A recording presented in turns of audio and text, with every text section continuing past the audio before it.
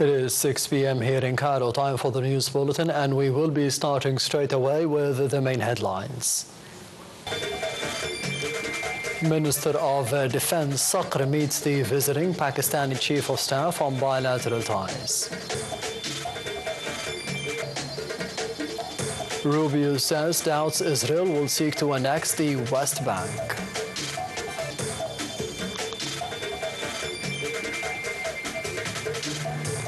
And the Ukrainian drone attack on Moscow's suburb injures 5.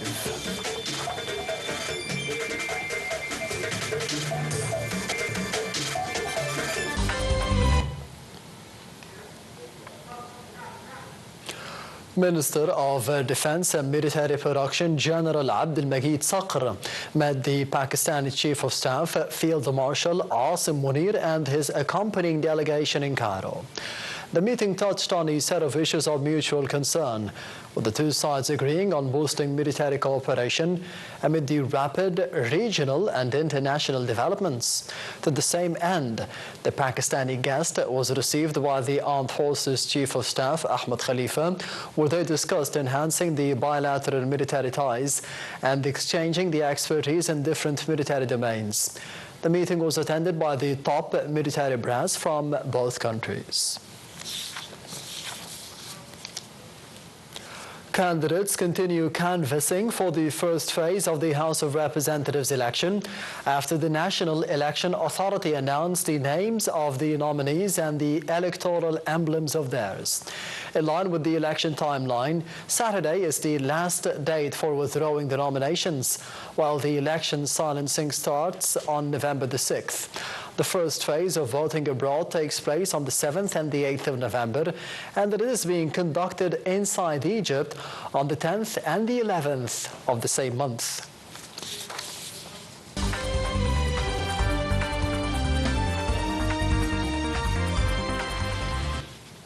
The Palestinian group Hamas said that the meetings of the Palestinian factions delegations in Cairo are following up on the implementation of the Sharm el-Sheikh agreement on the Gaza ceasefire and taking the necessary moves to move into the upcoming phase.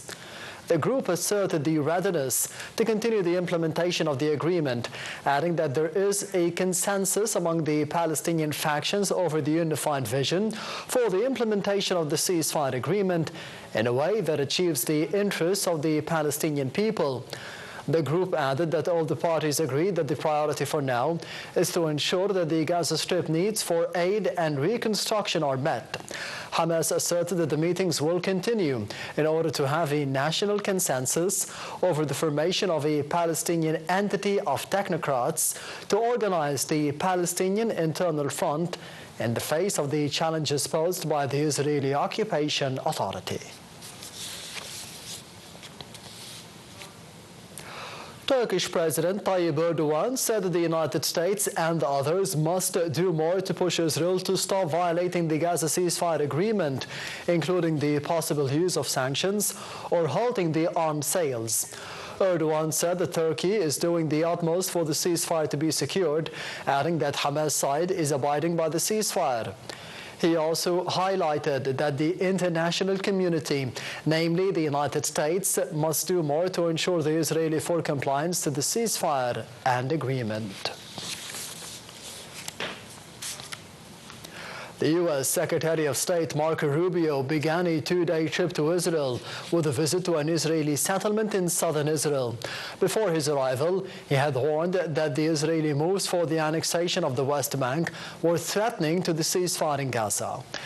Rubio voiced confidence that the ceasefire would hold, adding that the discussions were ongoing about what the rules of engagement would be for the possible international force and whether it would operate under the United Nations mandate. Rubio said that Israel must be comfortable with the countries that will be part of the international Gaza force. He became the latest in a series of high-level U.S. officials to visit the U.S.-led Civilian Military Coordination Center in Israel, where around 200 U.S. troops are planning the stabilization and the reconstruction of Gaza. In Gaza, the Israeli occupation forces stationing in the Gaza City demolished more Palestinian homes, further complicating the conditions for the Palestinians who are struggling to live amid the destruction brought by the Israeli genocide war.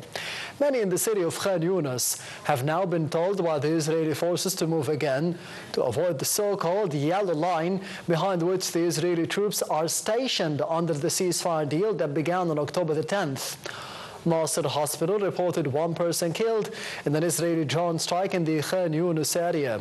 Meanwhile, the World Health Organization said that there had been little improvement in the amount of aid going into Gaza since the ceasefire took hold.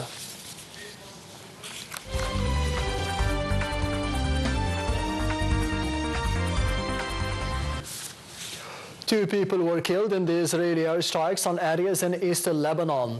The Lebanese Health Ministry said in a statement that the strikes launched by the Israeli enemy on the eastern and western mountain chains resulted in an initial death toll of 2.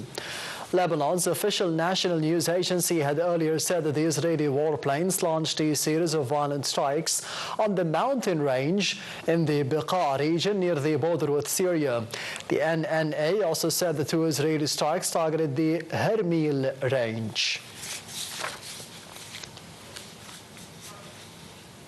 Thousands of children are facing an imminent risk of death as the malnutrition rate skyrocket in the city of El Fasher in Sudan's Darfur region. 4 United Nations agencies said that more than 250,000 civilians have been cut off from food and health care in the city during the standoff. The agencies said that the health facilities have collapsed and thousands of children suffering from the severe acute malnutrition are now without treatment. The agency said that in all, more than 30 million people were in dire need of aid. Russian officials said that an overnight Ukrainian drone attack injured a young boy and 4 others in a Moscow suburb. In another development, Russia said that it had captured 4 more villages in eastern Ukraine, the latest gains of costly battles as the war enters the 4th winter. The details follow. Russian officials said that an overnight Ukrainian drone attack injured a young boy and 4 others in Moscow suburb. The drone hit an apartment on the 14th floor of a residential building in Krasnogorsk. Russian Defense Ministry, meanwhile, said it had downed 111 Ukrainian drones. Russia has continued heavy bombardments on Ukraine, targeting key energy infrastructure ahead of winter, drawing tit-for-tat attacks. However, the capital, Moscow, and its surrounding area are rarely targeted by Kiev. Kiev's Western allies have ratcheted up pressure on Moscow as the war enters its 4th winter, with the United States and European Union both announcing new sanctions this week on Russian energy aimed at crippling its war economy. EU leaders also took steps towards funding Ukraine's defense for another 2 years, although they stopped short of green-lighting a mammoth reparation loan backed by frozen Russian assets. In another development, Russian Defense Minister Andrei Bulovsky inspected the southern grouping of forces fighting in Ukraine, where he was briefed on the battlefield situation there. Russian Defense Ministry also said its forces had taken control of the settlement of Dronovka in the Donetsk region of eastern Ukraine.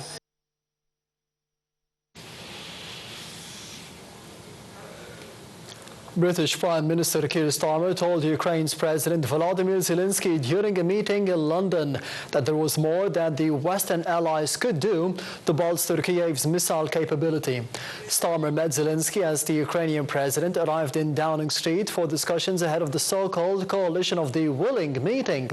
NATO Secretary General Mark Rutte, Denmark's Prime Minister, and the Netherlands' Dick Schoof were set to attend the London summit, with other leaders, including French President Emmanuel Macron, joining virtually.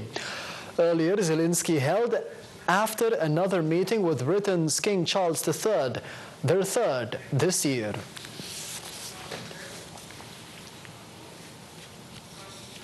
The Venezuelan President Nicolas Maduro pledged against a crazy war as an escalating U.S. military campaign sent tensions soaring.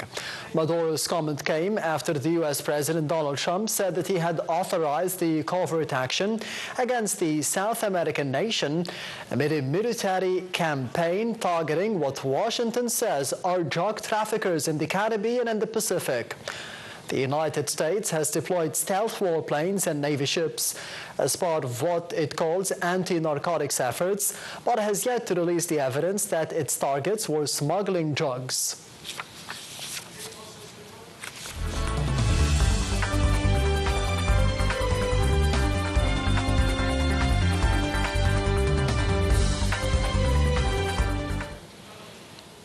Deputy Prime Minister for the Industrial Development, Minister of Industry and Transport, Kamil El-Wazir, said that his ministry welcomes any serious and positive cooperation with the international and the German companies in the field of auto manufacturing. During his meeting with the German ambassador to Cairo, Minister El-Wazir noted that both sides reviewed the means to increase cooperation in the industry and transportation fields, saying that Egypt has all the potential to make it a regional hub for automotive manufacturing. He added that Egypt provides all sorts of support and incentives to the automakers within the new national strategy for upgrading the automotive industry. Minister of Petroleum and Mineral Resources Karim Bedawi stressed the Egyptian commitment to create an appropriate, attracting atmosphere for the investments in the mining sector, citing its huge potentials and capabilities.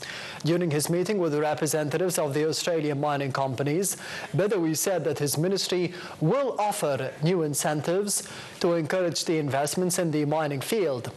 The meeting also reviewed the outcomes of a visit by the Australian delegation in mining sites nationwide, including As-Sukkari gold mine.